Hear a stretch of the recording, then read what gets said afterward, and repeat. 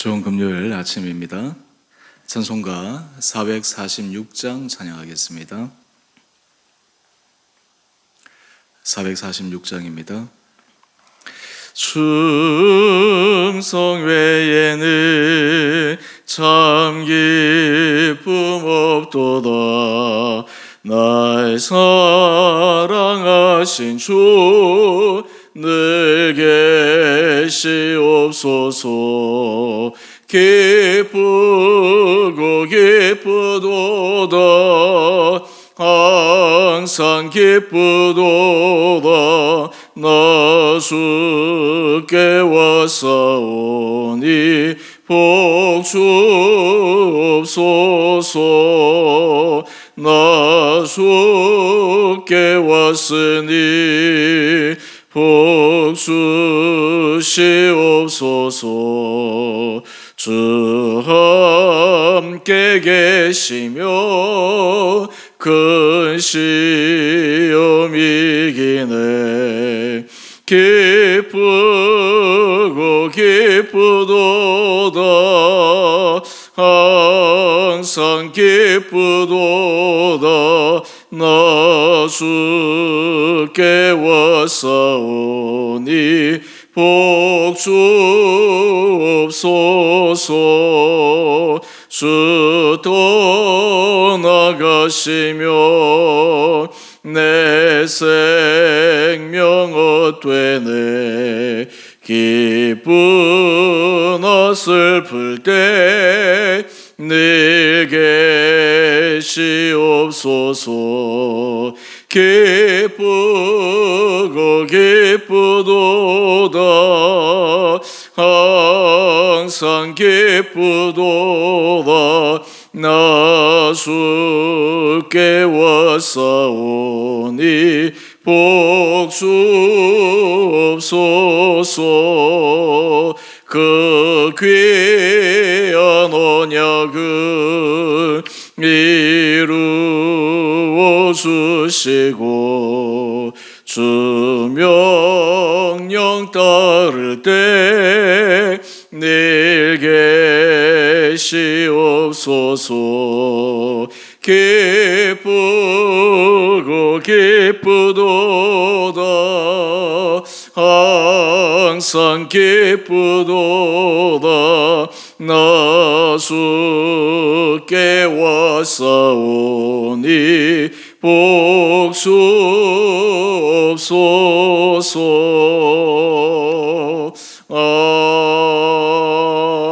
아멘.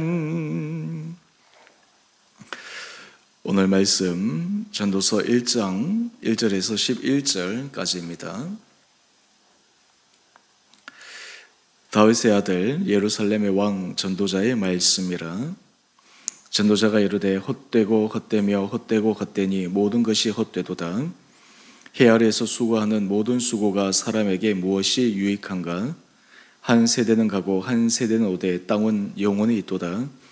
해는 뜨고 해는 지되 그 떴던 것으로 빨리 돌아가고 바람은 남으로 불다가 북으로 돌아가며 이리 돌며 저리 돌아. 바람은 그 불던 곳으로 돌아가고 모든 강물은 다 바다로 흐르되 바다를 채우지 못하며 강물은 어느 곳으로 흐르든지 그리로 연하여 흐르느니라. 모든 만물이 피곤하다는 것을 사람이 말로 다 말할 수는 없나니 눈은 보아도 족함이 없고 귀는 들어도 가득 차지 아니하도다. 이미 있던 것이 후에 다시 있겠고 이미 한 일을 후에 다시 할지라. 해 아래는 새 것이 없나니 무엇을 가리켜 이르기를 보라 이것이 새 것이라 할 것이 있으랴. 우리가 있기 오래전 세대들도 이미 있었느니라. 이전 세대들이 기억됨이 없으니 장래 세대도 그 후 세대들과 함께 기억됨이 없으리라. 아멘.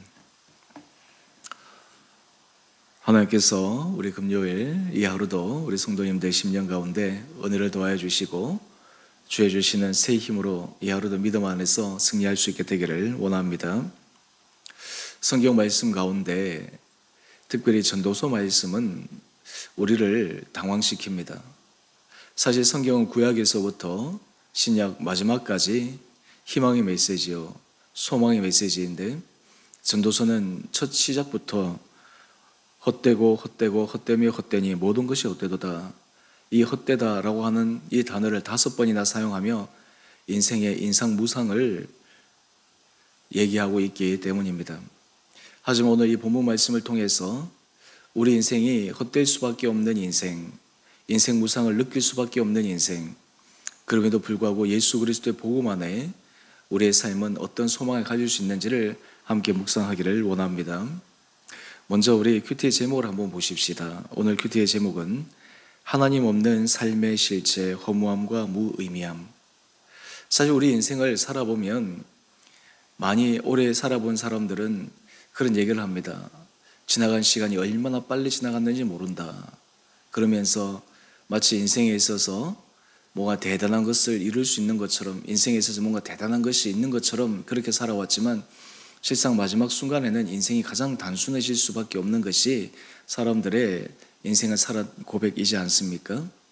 오늘 이 전도자는 인생을 규정하기를 헛되다라고 이야기를 합니다. 그런데 이 전도자가 어떤 사람이었습니까? 바로 이 세상에서 모든 것을 누릴 수 있는 사람, 그리고 사람들이 갖지 못한 모든 것들을 가졌던 사람, 일반 사람들이 범접할 수 없는 그러한 세상의 온갖 기쁨, 그리고 온갖 쾌락, 또 온갖 다양한 것들을 경험해서 사람들이 부러워했을 만한 삶을 살았던 사람이 바로 이 전도자였습니다. 그런데 이 전도자가 그런 것을 다 경험하고 난 후에 결국 인생에 대해서 얘기한 것은 헛되다라고 고백하고 있습니다. 그 헛되다라고 하는 고백 속에 인생에 있어서 그 수고로움이 들어가 있습니다. 우리 먼저 우리 8절 말씀을 한번 보십시다. 모든 만물이 피곤하다는 것을 사람이 말로 다 할 수는 없나니. 이 만물을 보면 참 피곤한 인생을 살아간다라는 것입니다.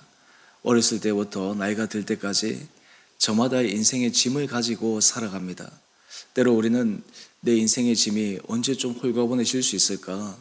정말 내가 기쁨으로 살아가고 싶다라고 하는 간절한 소망이 있지만 늘 우리는 어린 시절, 젊은 시절, 또 그리고 마지막 하나님 앞에 서는 그 순간까지 내가 짊어져야 될 삶의 짐들이 있습니다.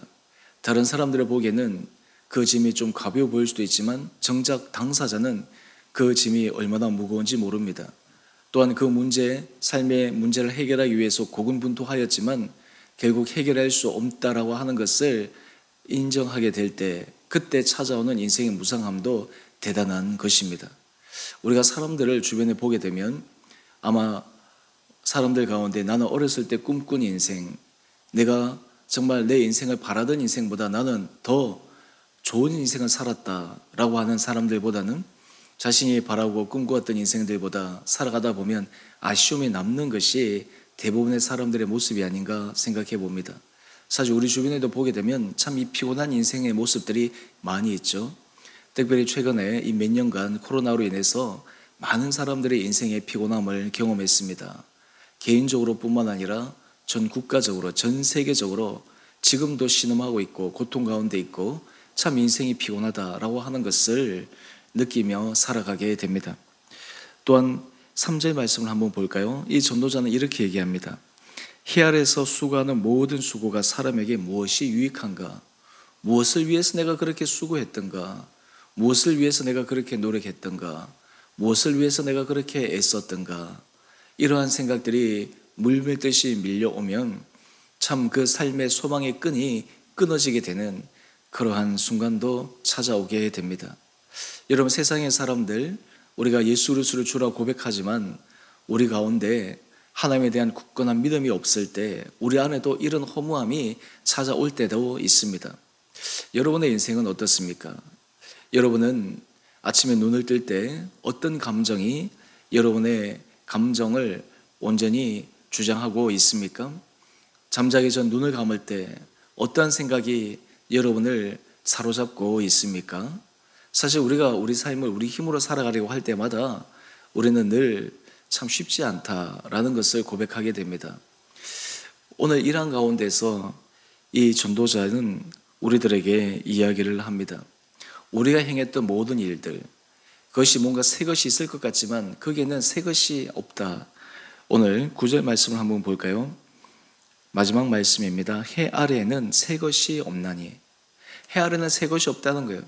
지나간 수천 년의 인류 역사 가운데 수많은 사람들이 똑같이 노력하고 애쓰고 수고하였지만 그들에게는 그 이전 세대와 별 다를 바 없는 그런 반복된 삶의 패턴으로 흘러갔다라고 하는 것입니다. 이전 세대들의 수고함이 오늘 우리들에게 별로 기억되어짐이 없는 것처럼 우리 11절 말씀을 한번 볼까요? 이전 세대들의 기억됨이 없으니 장래 세대도 그 후 세대들과 함께 기억됨이 없으리라. 참 이렇게 생각하면 인생에 대해서 허무함을 생각하지 않을 수가 없습니다. 여러분 한 페이지 넘겨보실까요?